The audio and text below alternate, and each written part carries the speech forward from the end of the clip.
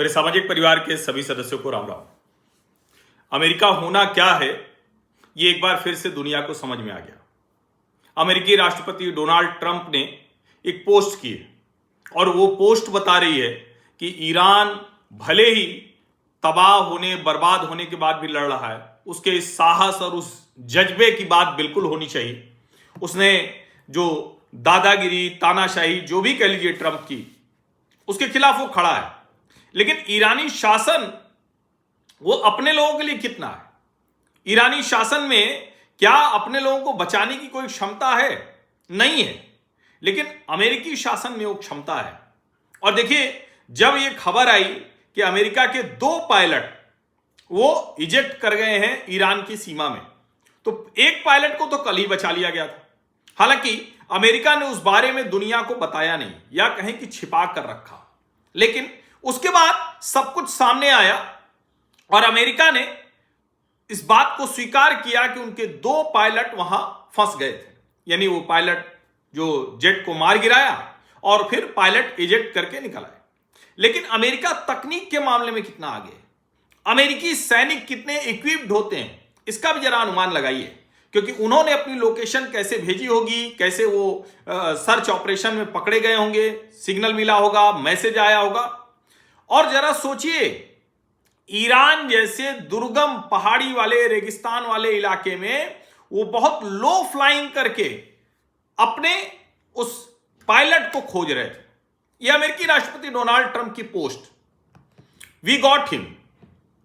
उन्होंने कहा हम उसे लाने में कामयाब रहे।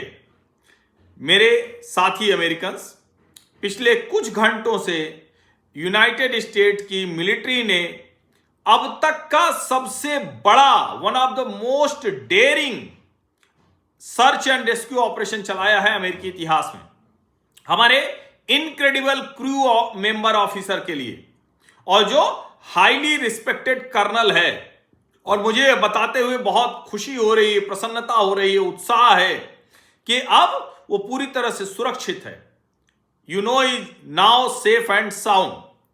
ये जो साहसी योद्धा है, इसके पीछे this brave warrior was behind enemy lines in the treacherous mountains of Iran. यानी ईरान में पहाड़ियों में कहीं वो जहां भी गिरा होगा या होगा, being hunted down by our enemies, हमारे दुश्मनों ने उसे मार गिराया था, उस जेट को।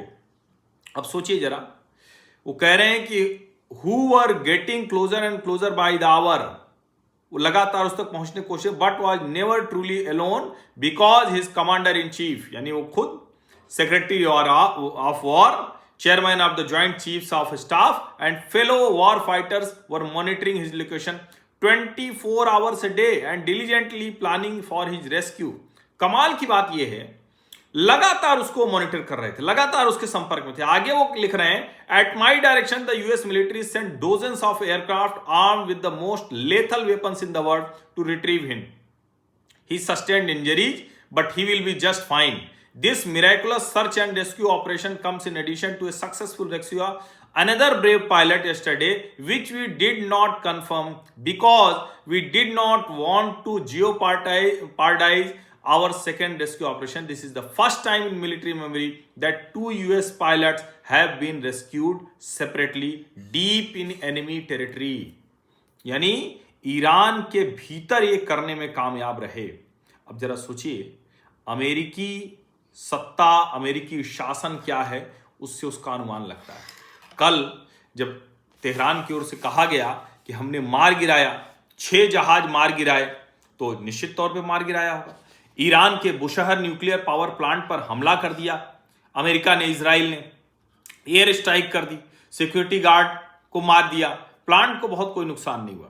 ईरान के विदेश मंत्री ने कहा कि प्लांट को 4 बार हमला किया गया है, 4 बार। और वो आगे उन्होंने कहा कि radio active fall out will and life in GCC Capitals not Tehran. कह रहे हैं कि अगर रेडियो एक्टिव हो गया तो तेहरान नहीं, जो जीसीसी खाड़ी के देश हैं, वहां भी उसका रेडियो एक्टिव की वजह से मुश्किल हो जाएगी। ये और भी कई ऐसे जो हमले हुए वो बताए गए। अब जाहिर है कि अलग अलग तरीके से इसको कल दुनिया भर में ये खबर चलती रही। हाई रिस्क रेस्क्यू ऑपरेशन ये था। जो F-15 एयरमैन वो गिरा था वहां। और सोचिए कल तो यहां तक चलने लगा कि क्या ईरान अब अमेरिका को इतना दबाव में ला देगा कि अमेरिका को उसकी बात माननी पड़ जाएगी, ट्रंप को उसकी बात माननी पड़ जाएगी। और कल भी मैंने कहा था कि ऐसा तो होने वाला नहीं। अब देखिए ये US F-15E strike eagle fighter jet था जिसको मार गिराया था उन्होंने और उसको खोज लिया। उसके अलावा A-10 वो भी इसमें क्रैश हुआ है। अब ट्रंप चाहे जो कहें, लेकिन ये तो दिखा रहा है कि ईरानी भी मान नहीं रहे हैं, वो पूरी तरह से उसको एक अपनी ताकत दिखा रहे हैं। अब लेकिन यूएस उन्होंने कल एक जो ईरानी कमांडर था हमीद सुलेमानी अफसर, अच्छा ये Hamideh Soleimani Afshar and her daughter are now in the custody of the US immigration and custom enforcement. ये जो मारा गया था सुलेमानी उसके परिवार के लोग हैं, जो सुलेमानी बगदाद में मारा गया था जनवरी 2000 की स्ट्राइक में। और ये उन्होंने यही कहा कि ये लोग अमेरिका में रह के यहां की सुख सुविधा और सबका लाभ लेते हैं और ईरान के उस रिजीम के साथ खड़े होते हैं। तो ये तो ठीक बात है, आप अमेरिका में हैं, अमेरिकी सुख सुविधा ले रहे हैं, अमेरिकी जो भी चीजें उसके साथ रह रहे हैं और आप उसके खिलाफ लड़ाई भी लड़ रहे हैं, ये तो नहीं हो सकता है, ये तो संभव नहीं है। और अब जिस तरह की चीजें आगे बढ़ रही हैं उसमें ये बार बार कहा जा रहा है क्या ये युद्ध रुकेगा। मुझे लगता है युद्ध क्या रुकेगा, अब पूरी तरह से खत्म होगा ईरान, तेहरान पूरी तरह से बर्बाद होगा और उसके बाद युद्ध रुकेगा। और देखिए जो फ्रांस के राष्ट्रपति एमेनुअल मैक्रोन ने कहा, उन्होंने क्या कहा, उन्होंने कहा कि हम जानते हैं बहुत बुरा शासन है, ईरान के उस शासन के हम साथ नहीं है, लेकिन इस तरह से सेना के द्वारा कुछ नहीं हो सकता।